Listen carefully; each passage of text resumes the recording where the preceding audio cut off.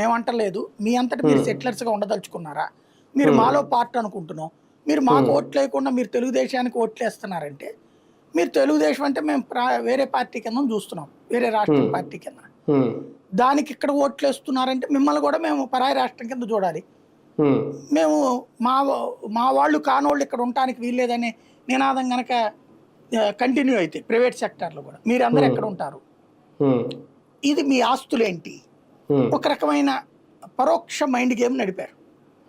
దాంతో మనకి ఇక్కడ ఎట్లాగూ చంద్రబాబు గెలిచేది లేదు తెలంగాణ, అది అర్థమైపోయింది 2014 ఎన్నికల్లో. ఇక్కడ వాళ్ళు వచ్చి మనల్ని కాపాడేది ఏమీ లేదు. ఎందుకు మనం అనవసరంగా చేయగాల్చుకోవడం ఎందుకు? కాంగ్రెస్కి సీన్ లేదు, అసలు చేసిందే దరిద్రం కాంగ్రెస్ పార్టీ. కాబట్టి ఎందుకు మనకి టీఆర్ఎస్ వాళ్ళు మనల్ని బాగా చూసుకుంటాం అంటున్నారు కదా, అప్పటికి ఆ 2 ఏళ్లలో ఎలాంటి ఇబ్బంది కలగలేదు వాళ్ళకి అనేసి అక్కడ ఓట్లేయడం ప్రారంభించారు. తద్వారా టీఆర్ఎస్కి కొత్త ఓటు బ్యాంక్ యాడ్ అయింది. అప్పుడు అది కార్పొరేషన్ ఎన్నికల్లో ఘన విజయం సాధ్యమైంది 2016.